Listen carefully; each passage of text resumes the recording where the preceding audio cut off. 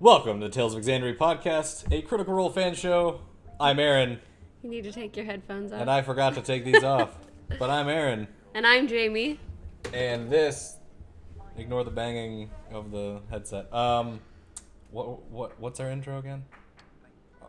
I don't know, you wrote it down. We are two nerdy ass fans of the Nerdiest Forecasters on Critical Role. Today we're going to talk about episode number 71. We're a little late. We're still going to talk about it. It was called Family Gathering, which is a lot easier to pronounce than the last one. True. Where Knott's son experiences the good side of divorce. They're not divorced, though. But he still experienced the good sides of divorce. Okay. Regardless of divorce simulator. Yes. So we have a couple announcements to start the show today, just like the last week, which was our first episode. This is our second episode.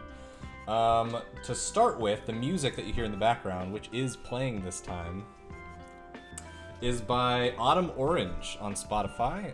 He does lo-fi hip-hop jams inspired by Critical Role. He has character quotes inserted. They capture the essence of the characters they're about. The two albums that he has out right now that we are using as part of the background music for the show is the one called Sad Wizard Vibes about Caleb, and the other one called something, the one about Jester, I forget the name of the album. But you can follow him at Sonic Vaughn, that's SONICVAUGHN on Twitter. If you want to give him some love there. He has graciously agreed to let us use his music, and I love it. We're big fans. And then second, we have a giveaway this month, which is ending very soon. It is already the 24th, which means you only have 7? There are 31 days in July, right? 7 days? 31 days. 7 days 31 left. days. Yeah, 7 days left. Okay. To enter, and to enter, all you're going to do... I'm going to pull it up here. All you got to do is follow Exandrian Tales on Twitter, spelled right there. And for those of you listening without video, it is EXANDRIANTALES on Twitter. And, Jamie. Yes. Tell them what they can win.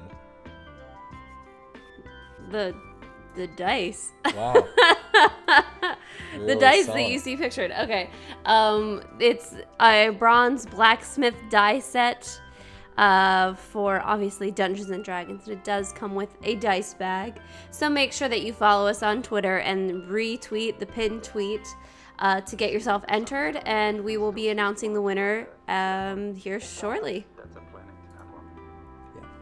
And yeah, it's really easy to enter. All you gotta do is follow us, retweet the tweet that you see tweeted at the top of our tweet.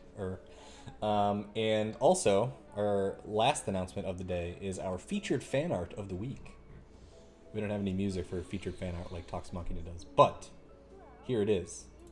By Kovas Art on Twitter, the Kiln Volcano that we first saw, that has been mentioned a few times, but that we first saw pictured in Matt's imagination in episode 71. Very cool. Pretty awesome. Mm-hmm. I kind of envisioned it a little bit differently, but I like this better, I think. Okay. I pictured it like in the middle of a forest that was covered in snow.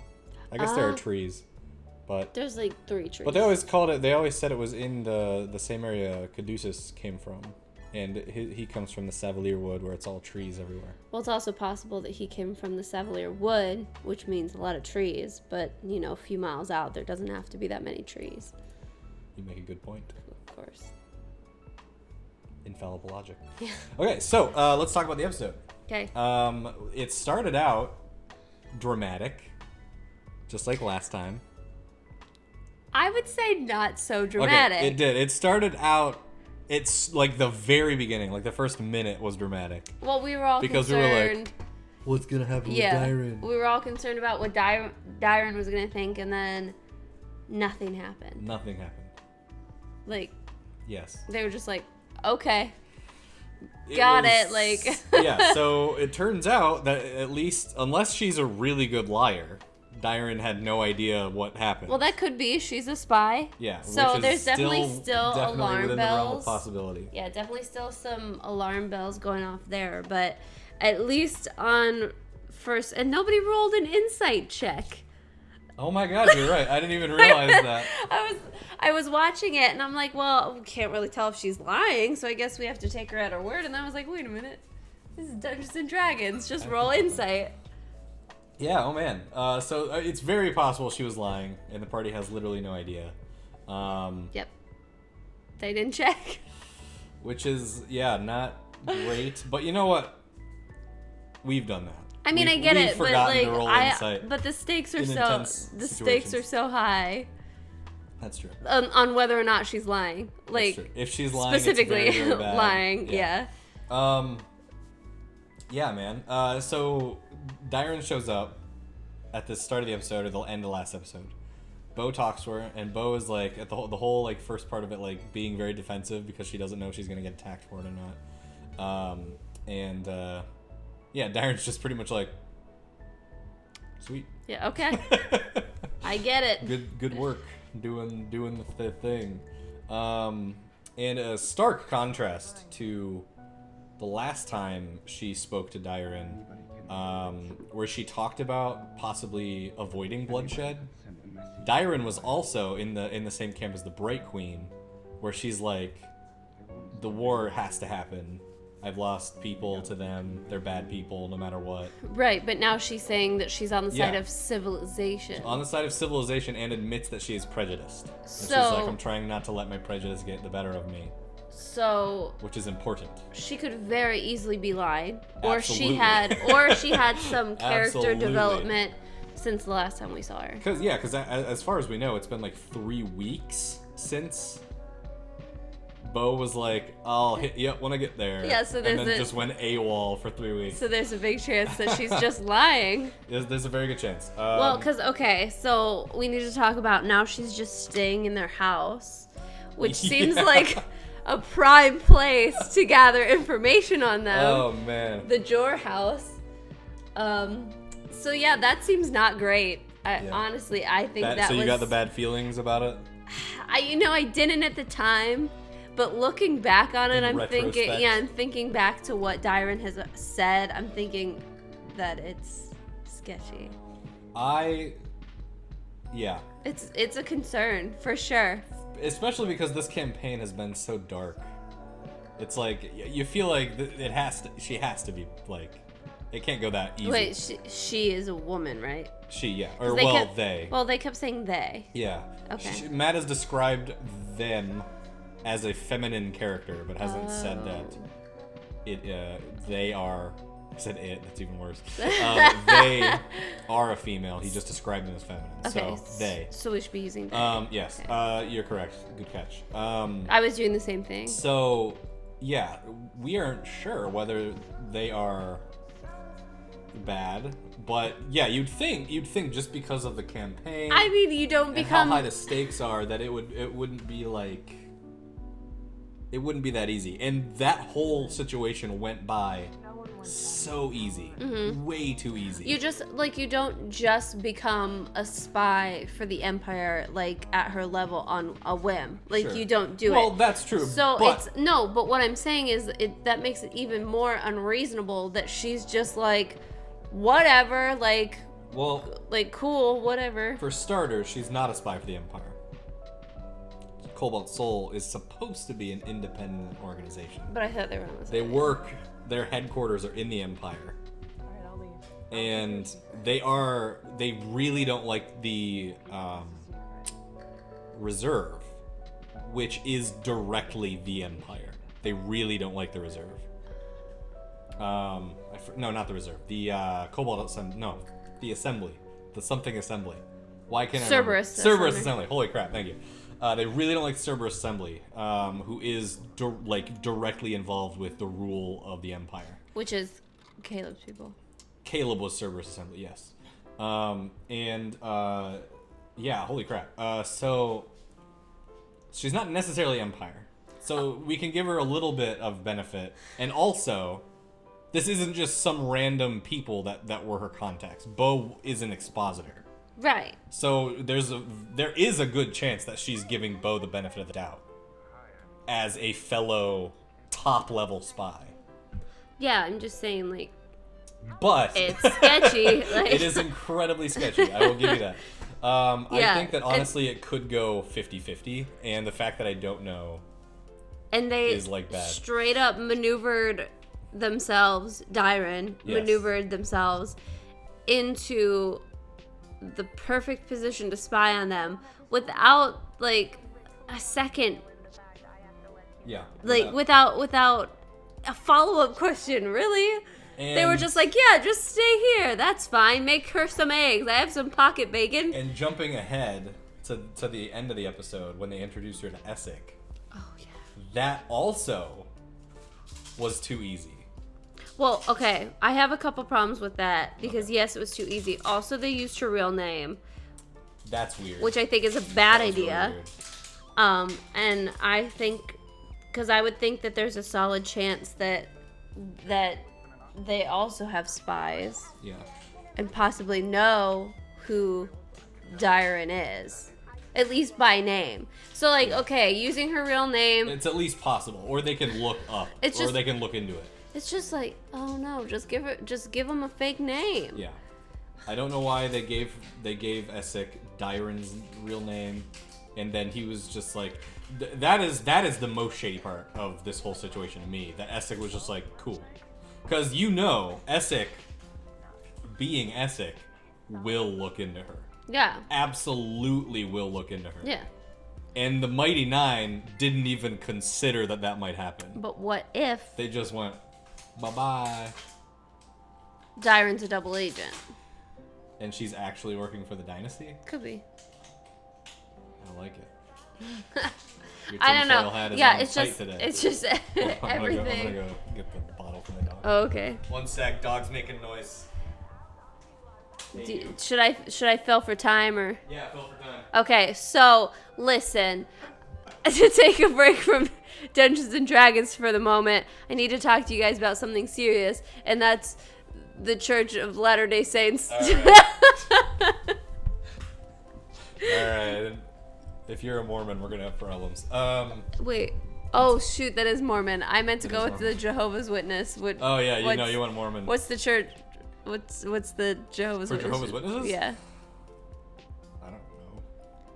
It's isn't it? Ugh, it's called something weird. It's not Latter-day Saints. I don't know. We're about to get some religious Mormons and Jehovah's Witnesses up in our comments going, excuse me. Sorry, we wouldn't have a problem if she was a Mormon. I just didn't know that when I married her. So it would be weird. Okay, anyway, talking back. Critical Role, Dungeons and Dragons. Back on track. I was thinking about that Gilmore Guys show podcast I was listening to, and every time they get off on a tangent, they come back with "Welcome to my ass" as an inside ongoing joke there. So sure, we need a welcome to my ass. Latter-day Saints. Yeah. I don't think I like that. We don't have to do the Latter-day Saints. We'll workshop it. All right. We'll workshop it. Anyway. So yeah, that all went way too smoothly. Something is definitely up, either with the Dyron or the Essek. Something's up. But we skipped ahead. Let's go back. Yeah. The real exciting Well, that just takes care of like Dyron in a neat little package as far as the episode's concerned. Oh yeah. Because there's not really a whole lot to say about it other than it is sketchy. It's really possible something's going on, and it's definitely something to be concerned about. Oh yeah. Oh but my that's the entirety of basically Dyron's storyline in this episode. The funniest part about the Dyron situation to me was that Dyron was like fighting to get Bo to introduce them to their contact. And then they're like, here's our contact. Now he's coming with us, so you can't talk to him. Bye-bye.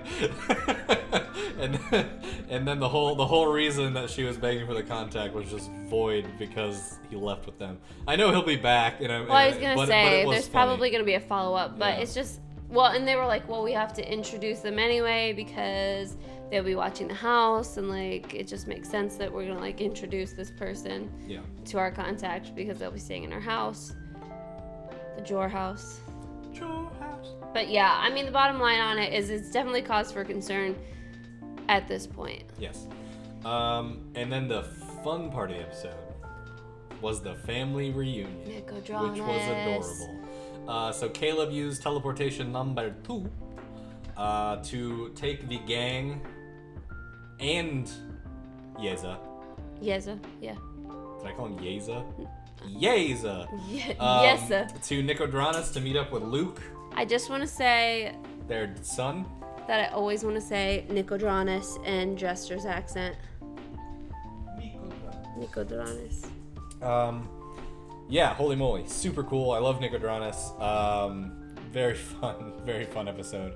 Important to point out that Aaron and I did not watch this episode together. We did not. I watched it after. As we usually do not. Yeah, so he got a running commentary from me on Discord as I'm watching it with just, my favorite comments. Always makes the episode more fun. Yeah. So they head to Nicodranus to finally get Yeza to Not's son and his son, Luke, her son. And whatever her name was from the village from Felderwind. What? The old lady. Oh shoot. Doesn't matter. Minor character. That is incredibly rude. Why? Of me. I don't know. It's not that rude. You What's her forgot name? somebody's name. Old lady. It's an old lady name. Old lady.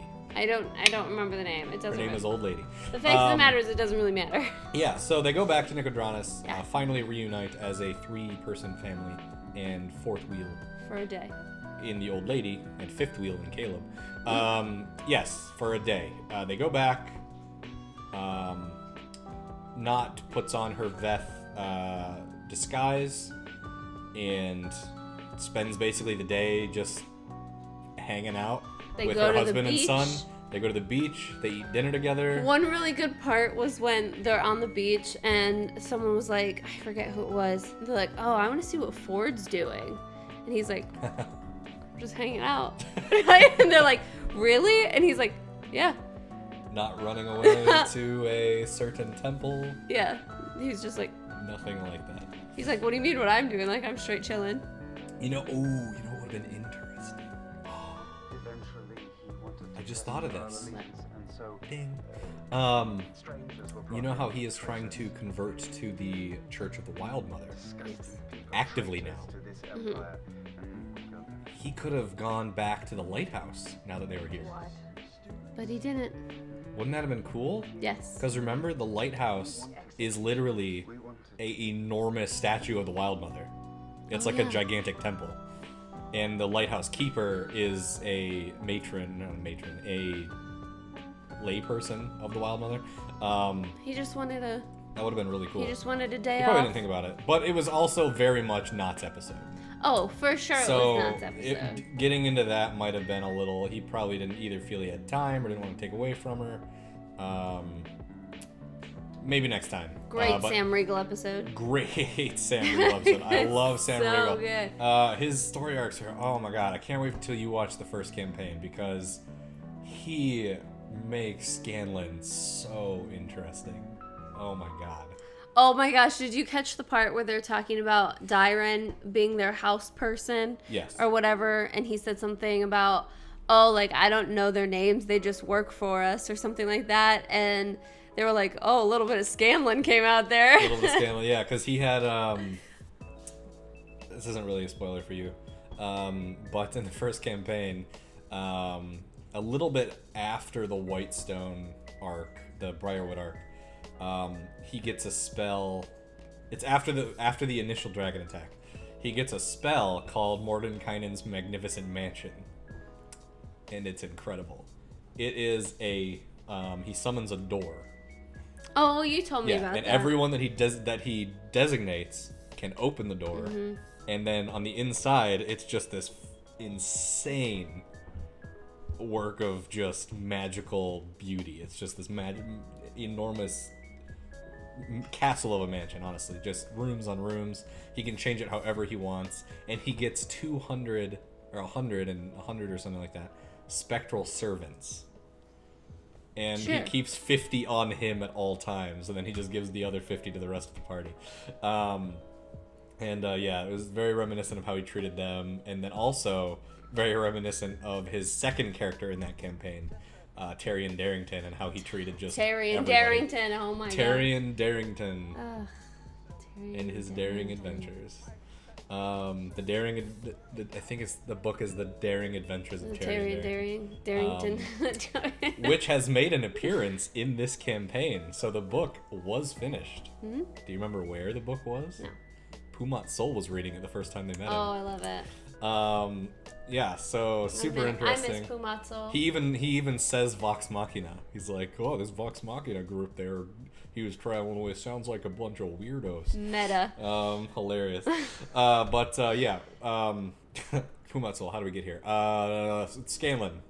And how it was a Scanlan moment. It was just. Yes, it was very funny. Yeah, just a funny thing that was said.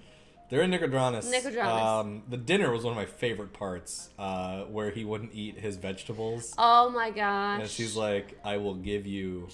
the crossbow. Was it the crossbow for dinner, or was it the gems? It was the crossbow. It was the crossbow, and then he did it and she gave him the gems. She gave him the gems later, yeah. It was such a family moment. When he was like, "Oh, you have a crossbow," and she just pulls eat it one. out, and then Yeza's like, maybe don't give our 5-year-old son the safety's on or whatever. A crossbow, and Knock goes, the safety's on. I don't know, and I sent that to you because he said it like a question. She was just like, the safety's on. I don't know. But yeah, it was such you could tell in that moment that Sam Riegel was a father. Yeah. Because the whole, all right, I'll give you this if you eat at least one. Yeah. You gotta try everything on the plate. And I'm like, oh man, I had those same talks with my parents when I was little. Didn't get a crossbow, unfortunately. That would have been dangerous. Would it have been? Would have been great. I think would have made my life. What about if you got one of the little ones that had suction cups on the end? Oh yeah. that apparently exists. I hope that Not gave him the Tinker one, the Tinker Top Bolt Blaster. There you go. Do you remember what that does? Not really. So what it does, because she doesn't use it that often, or she doesn't make a big deal of it, but when you pull the trigger, so there's two bolts stacked on top of one another, and you pull the trigger and it goes and both fire in succession. Okay. And they got it from the father of the halfling that they met in Habadook. Probably not super safe either. I know, but imagine that with suction cup bolts. Fire like two suction bolts at the same time. It's like a Nerf gun. It's a better Nerf gun. Yeah, Super they're like, awesome. setting up the ranger character for next campaign. Oh man, Luke. The ranger sharpshooter with a light crossbow. Yeah, and his dog. Ugh, that'd be bad. Oh yeah, his dog. And the blink dog. His dog Nugget. Yes, I was so upset when Jester's like, you can watch the blink I guess dog. we're getting a dog. He's like, a blink dog. He's like, aren't those dangerous? Jester's like, no, you just have to train them. Okay. What's funny is, I don't know if you know this because we haven't run into any on our campaigns yet. Blink dogs are actually dangerous. Yeah, I know. They are like a bona fide monster that you fight, and they are hideous. And she's got baby. They are ugly. She's got Nugget. Yeah, who is not a baby anymore. No. He is a full-grown blink dog. Yeah, oh man. So if I were Yeza, I'd be a little scared. I mean, they're big and they're scary, and they are not known to be nice things. But yeah, important to point out that I felt for Jester in this moment when she gave up Nugget the blink dog, because I've also once had to give up a pet in a campaign. The frickin' cat named Paul. She had a armadillo tiger. Yes. Named Paul. But I got him as a cub. A baby. I did, and I was gonna raise him. It got bigger. To be hardcore. And he was like, "We should probably get rid of this." And I was like, "We had to." I spent 1,000 gold on him. I know, but we had to. He was my baby. He was so inconvenient. He was not inconvenient. And because he was leash trained. Yeah, but we had to put the leash down. Yeah, so when a fight would start, we would have to figure out what to tie the leash around. So what? And then we got in a bunch of dangerous situations. We're like, oh, I gotta go back and untie the leash and bring it with us. It wasn't that bad. We were gonna get him killed. It was worth it. We were gonna get him No, we weren't. Killed. I would have laid my life down for Paul. He was my child, and you made me give him up. You lay your life down for less. That's not true. Like moving to a new campaign. That's not true at all. Are you making fun of me because my character died? I am making fun of you. Actually, that was over your dead body, not mine. That was over my and then mine died. So we had a D&D campaign that was custom. Our very first campaign. That our DM just sort of gave up on. Shout out to Jared. Shout out to you, Jared. But it was a pretty complicated campaign. He was going with like a Chrono Trigger type of deal where we were hopping through different realities in different time. And it was really cool, but it was also really difficult for him to run. So we ended up eventually moving over to Curse of Strahd, which is much harder for a player, much easier for DM, obviously. Right. Difficult campaign. And she liked her character from the first campaign so much that she decided to bring her over. Yeah, get rid of who I had. Yeah, get rid of the character she had. Rascal could have been a great character. I liked Rascal Rascal a lot. the Tiefling. I was quite bummed when you got rid of her. The issue with Rascal is I really wanted her to be chaotic evil, but you just can't. It's so hard to play evil, especially chaotic evil. Chaotic in evil a campaign. Is extra hard. In a campaign with a group of people, it's just so impossible to do. You so it just mess your whole group up. So it just got so hard, and then I missed Antigone. So Antigone, yes, the character that she brought over. My Phoenix Sorcerer. The very first episode, we don't play Critical Role. No. The very first session, she brings Antigone over. Mm-hmm. We stumble into a trap-infested He wizard's stumbles tower. into a trap. Hold on. He. Hold on. I still don't take fault for this. Yes. No. You open the door. It is Danny's fault. Because we would have been fine if he hadn't rolled the natural one on the dance on the door. That's true. But everything would have been fine. But you opened the door to the caravan and it exploded. Yes. One-shotting my character. It's true. I triggered a trap that literally killed her in one hit. One hit. Exactly. So then I had It dealt exactly enough damage. And our DM did it with a dice roller that we could all see him using. Yep. And it came out with the exact amount that it needed to kill her. Yep, so I had to make a whole new character. I had to make a whole new character again. So she's on her third character. Killed my character. Killed my favorite character. I should have just brought Rascal back, but... I liked Rascal. As a changed tiefling. You can still run evil. But it has to be like neutral evil or lawful evil. What if I wanted to be chaotic neutral? That is even worse. I know. That's even harder than chaotic evil. I know. But this isn't about us. It's not. We're talking about Critical Role. I just wanted to bug you about Paul again. It was only a 4-minute tangent. Oh, okay. We're fine. Yeah, Paul. Hashtag justice for Paul. Long live Paul. That's our trending hashtag this week, so. Hashtag justice for Paul. The stupid armadillo So cat. Tweet at us. Ay, ay, ay. Hashtag justice for Paul. Please. Yeah, or just tweet at us anything. Because we're brand new. We like talking about Critical Role, believe it or not. Okay. So. So they have dinner. Luke eats a vegetable, a seaweed salad thing. I don't know. Mm-hmm. And then, is there anything else interesting that we want to talk about while they were in Nicodranus? I mean, most of the episode was in Nicodranus. It was just like... I hate to say filler episode because because things did happen. I mean, they reunited Yeza and Luke. It was a big story episode, but only for one character. Yeah, and then Nott made the huge decision to not stay in Nicodranus. Spoke to Caleb about it. We need to talk about that. Well, because there was really a point where I thought the same thing is like, why don't you just stay with your family? But obviously Nott doesn't want to stay with the family as a goblin. Yes, and I take it you didn't read my article. Not yet. Because it is mainly about this debate.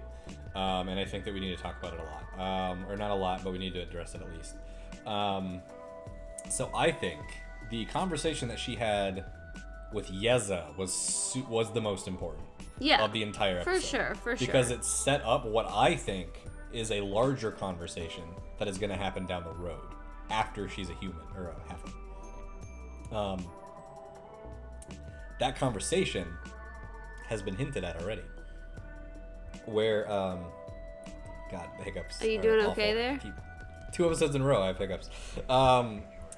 Stop drinking so much. Shut up. It's been hinted at already where they were riding through the wastes of no, not the wastes. They were heading to the mine to clear out the stone giants, and Not asked Caleb, "Am I a horrible person? I just got my husband back and I went off on another adventure." And Caleb's like, "I think you're just too in love with the adventure like we are."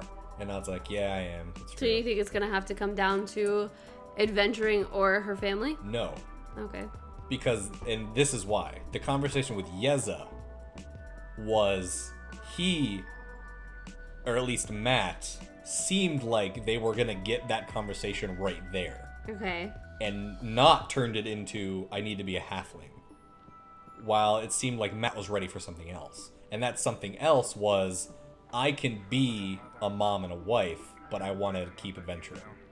So I will keep coming back, and I will keep visiting, and I will be a mother, but I love this too much. This is my job. Well, there was a part of me that really thought and that... Yeza was like, I support you. Sorry for interrupting. Yeza was like, I support you. I'm just a chemist. Like, you go off and do it. Like, you do it. You come back when you can. And I have a feeling that down the road it's going to get to the point where she's going to admit that this is what she likes doing, and that they can figure out a family dynamic around that. But I was thrown off by Yeza's response. I get it, I really do. But I don't know. A part of me really thought that Yeza was going to say, I love you for who you are, not what you look like. And if that's what you look like, I still want you here and to be with you. And I thought it was going to have to be a harder decision for Not. I think the interesting part about that is that he has already kind of said that when they initially met.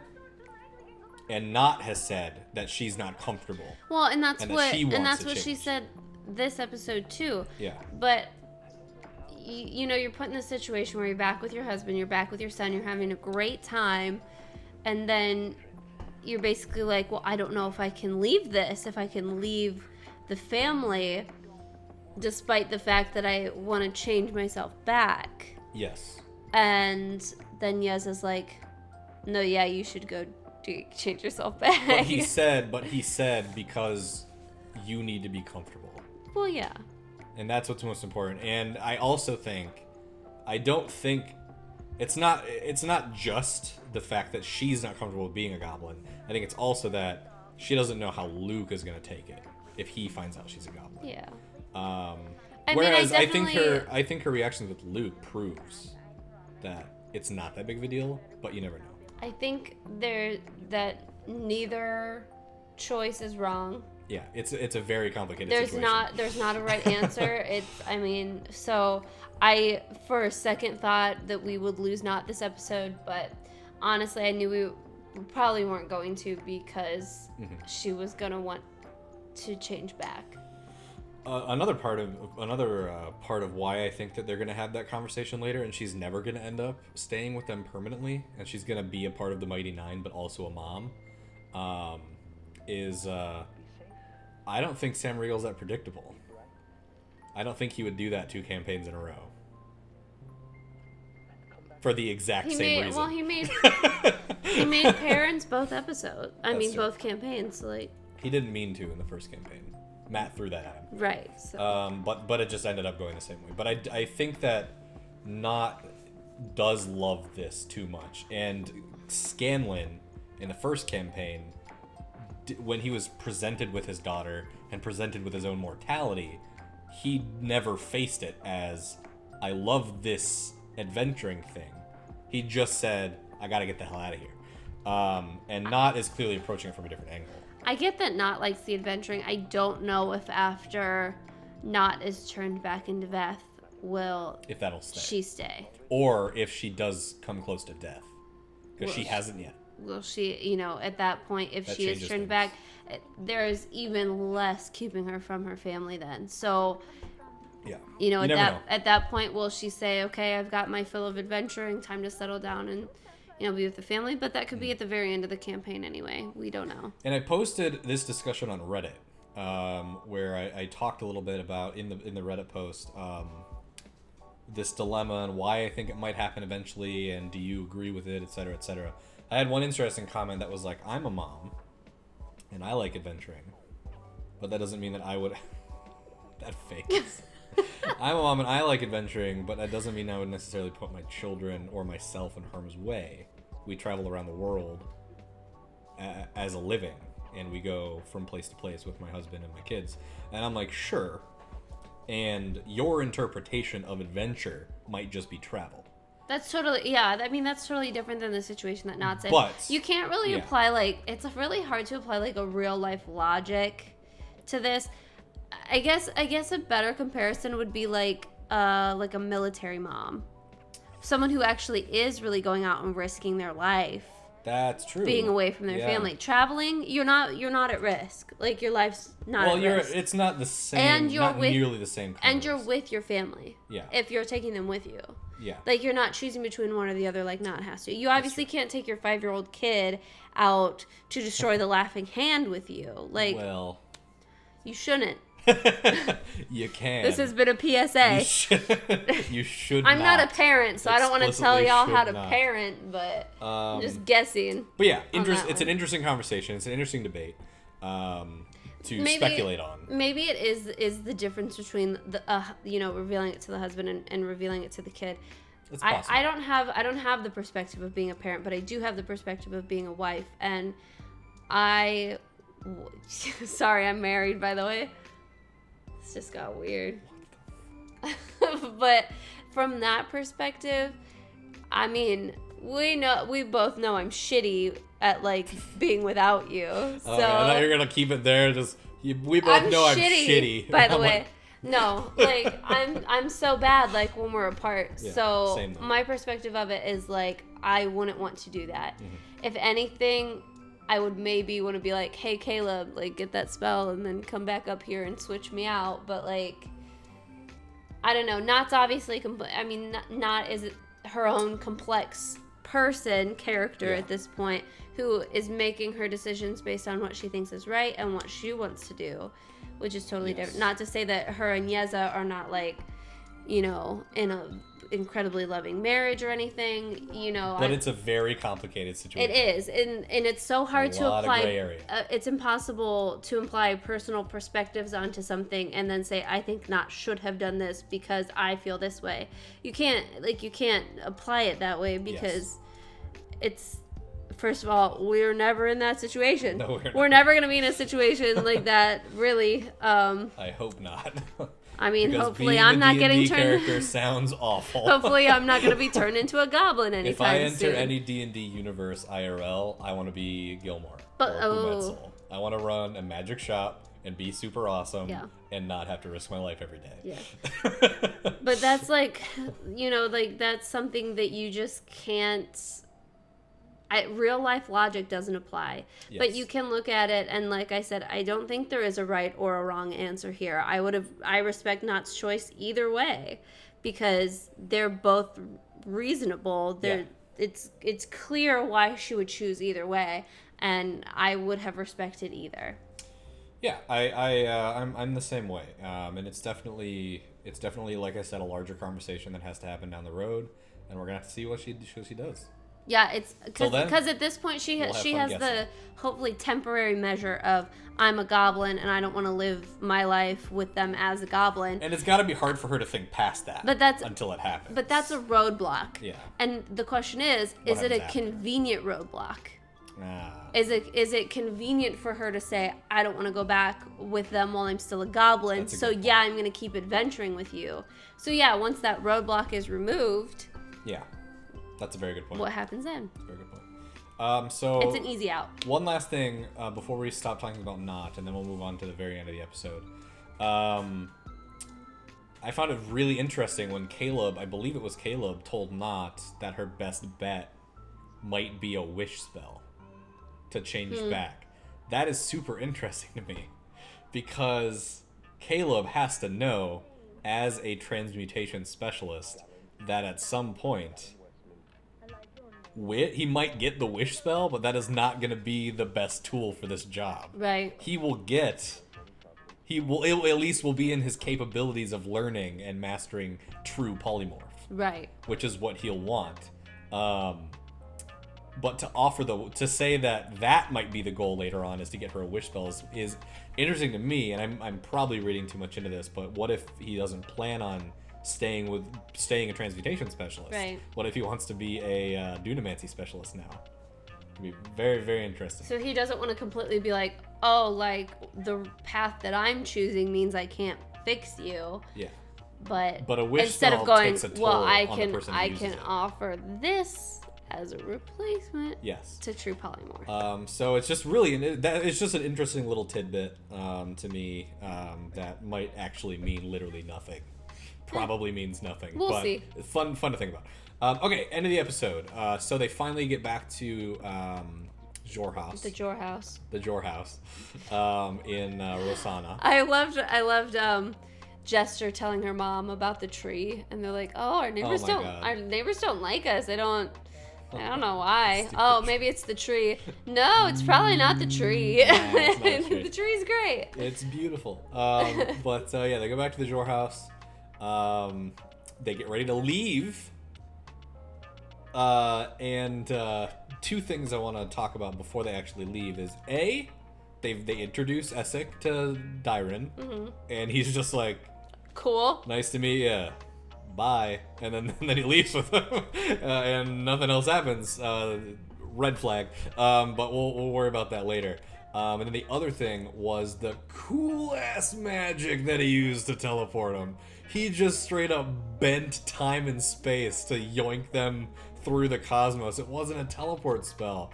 It was like he threw him into a black hole almost. And they got damaged from it. Yeah, which They just like my take God. 20 force damage. Excuse you? Which is insane. I want to know what that spell is. When they were like, okay, roll Yeah. a D100.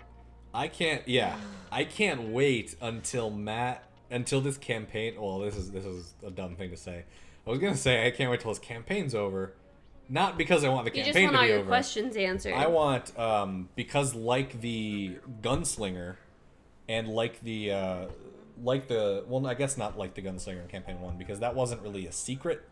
But I have a feeling because this is another Matt Mercer creation that once the campaign is over is when he's going to put the wizard specialist of the Dunamancy on D&D Beyond, which he did for the Blood Hunter for Mollymock, and then he did before that for the Gunslinger for Percy, and he did for the Cobalt Reserve Monk. That was his as well, which is Bo. Yeah. But the Gunslinger and the Cobalt Reserve he's updating as time goes on and live, but the this is obviously like a big secret and he doesn't want anything to be revealed, so I have a feeling he's just holding off until it's all like not a secret, which I assume will be the end of the campaign, maybe just the end of the war arc, which would, if this follows the same schedule as the first campaign, might just be the first half of this campaign. Yeah, so really excited to learn more about these spells because they seem super dope. Oh my god, and the other one, do you remember when they first got to Jorhaus and they met, it wasn't Essek, it was the guy from the monster area who was the wizard that they fought and they didn't know it was him. You remember? Okay, so for those of you that don't know, and as a refresher for her, damn the hiccups. When they arrived in Jorhaus, they came out of the worm tunnel at the border of the country. They were ambushed by a bunch of gnolls and then a couple of drow warriors. And one of the warriors was a mage who they later find out to be a higher up in city government who turns them into the Bright Queen, and that's the whole reason they have to give them the beacon. Right. But he used this one ability that I really want Caleb to get, where he shot out a line of pure gravity, and it yanked everything around the line and smashed it together, That's cool. including people.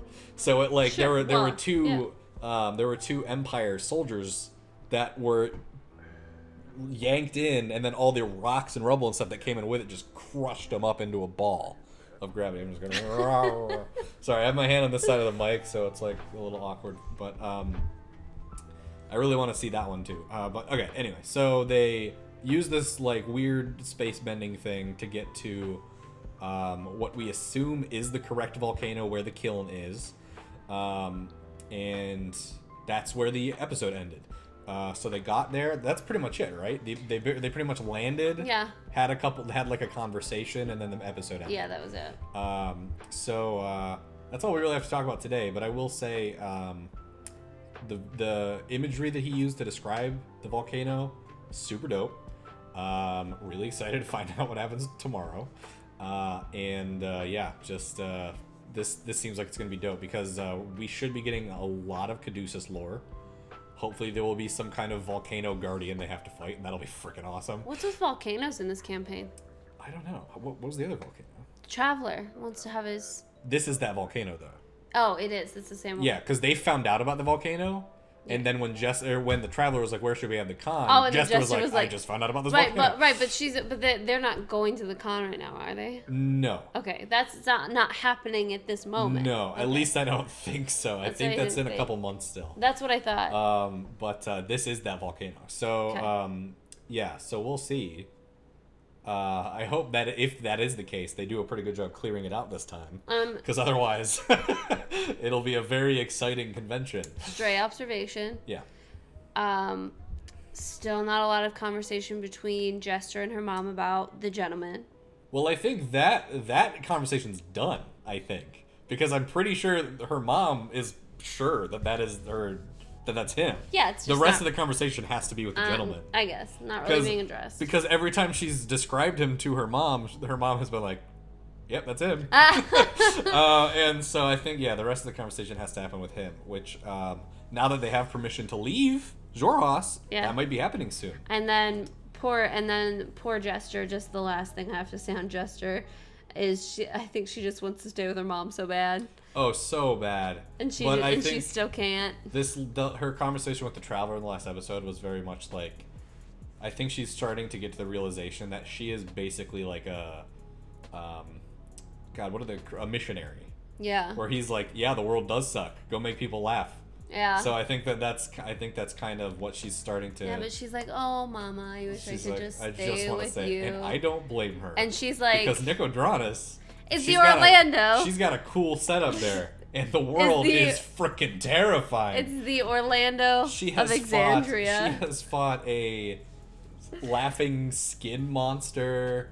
She has embroiled herself in a multi-nation war. She has been tortured. All she wants to do is draw dicks on shit. Like, she has had a bad run. I don't blame her for wanting to go back. And honestly, and I wouldn't be surprised if she was the character that ended up going back. Based on the visuals that we've been told of Nicodranus, I wouldn't either. Sounds incredible. I'd want to stay there too. Yeah. So okay. So that's all we're going to talk about today. Episode 70.